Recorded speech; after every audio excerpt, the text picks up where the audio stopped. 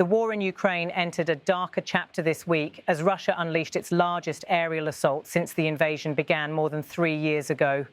More than 800 drones rained down across the country, overwhelming air defences and striking targets once thought impenetrable, including government buildings in the heart of Kyiv. For the first time, the heavily fortified government district at the centre of the Ukrainian capital was penetrated. The strike left officials, residents and international observers stunned. The Cabinet Office building was set ablaze, forcing staff into shelters. Within hours, however, Ukraine's Prime Minister was back inside the damaged structure, vowing resilience and appealing once again to allies for more help in defending the skies.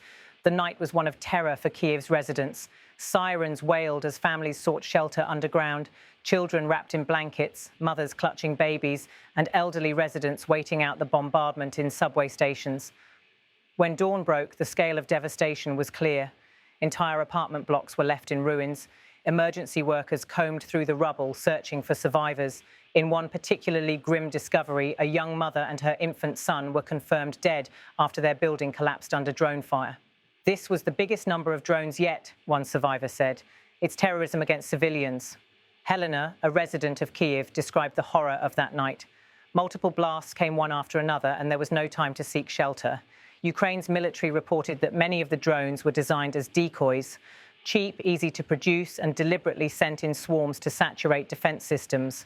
The strategy is effective, leaving Kyiv's modern air defense network struggling to shoot down every incoming target. The atmosphere in Kyiv is shifting. The resilience of Ukrainians remains strong, but frustration and anger are rising. Residents say they feel trapped in an endless cycle of bombardment while diplomatic efforts stall. Valentina, whose apartment was completely destroyed, did not hold back her feelings. Trump tells us Putin's a good guy, but if he were, this war would never have started, she said, her face marked with both grief and defiance. Her words cut to the heart of a dilemma facing Ukraine's allies. While high-profile summits and meetings are announced with optimism, the situation on the ground tells a different story, one of escalating violence and shattered lives. In his nightly address, President Volodymyr Zelensky made his position clear. He accused Russia of deliberately testing the world's resolve. Putin is testing the world by escalating his attacks on Ukraine, and the world must respond, Zelensky declared. His words were not only directed at Moscow, but also at the international community, a reminder that the fate of Ukraine's survival depends heavily on outside support. As images of destruction flooded global news outlets, attention turned to Washington. Donald Trump, who just weeks earlier had met Vladimir Putin in Alaska in an attempt to broker a ceasefire, faced mounting pressure to act. Asked directly whether he was prepared to escalate economic measures, Trump signaled a shift in tone. "Are you ready to move to the second phase of sanctions against Russia or punishing Putin?" a journalist asked.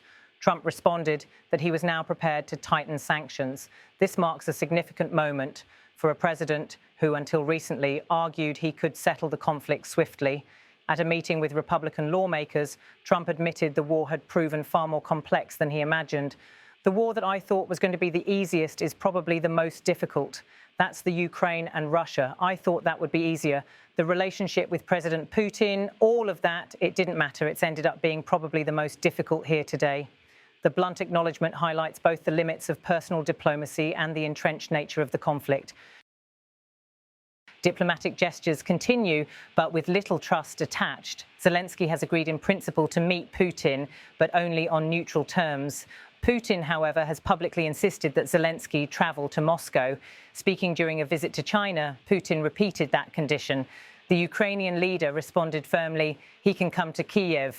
It's understandable that he is doing it again to postpone the meeting. I always said, we can't trust Putin. He plays games and he's playing games with the United States. For Ukrainians, this dynamic is depressingly familiar. Promises of peace talks often serve as stalling tactics, while Russia intensifies attacks. Even as frontline diplomacy stalls, discussions about the day after are advancing in Europe.